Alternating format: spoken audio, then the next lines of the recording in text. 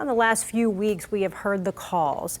Defund the police, reform law enforcement tactics and training. And now the Virginia General Assembly is expected to talk about it when lawmakers return to Richmond later this summer. News 3 reporter Brendan Ponton has a look at some of the issues they could address.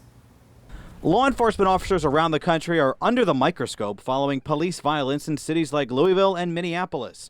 It's left many wondering what can be changed, and the discussion is happening here in Virginia. My biggest fear is that we don't have this conversation openly and honestly with each other, and that we fail to act because we don't want this to happen, within our state.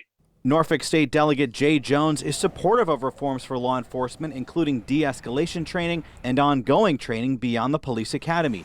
He's also proposing legislation that would make it easier for the families of victims of police violence to sue localities. And I think that's going to help sort of police think twice about what sort of force is necessary in their interactions.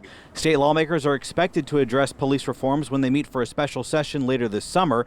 And while around the country some have called for a defunding of the police, Jones doesn't see that happening here. We want to make sure they have tools in their toolkit to properly assess these situations and handle these situations. But I think defunding the police is probably not the approach that most folks are supportive of. State Republicans have made it clear they don't support defunding the police. A spokesman says they're still coming up with their own ideas about potential reforms. Local governments are making reforms as well, including here in Norfolk, where the city council has directed police to ban all high-speed police chases unless it involves a case involving a felony that's led to serious injury or death. And while some changes have come quickly, like the removal of the statue on top of Norfolk's Confederate monument, others take more time. I think there's more to come, and I'm happy that this conversation is ongoing, and I'm glad that Black and white Americans and everybody else are really having these open and honest dialogues with each other.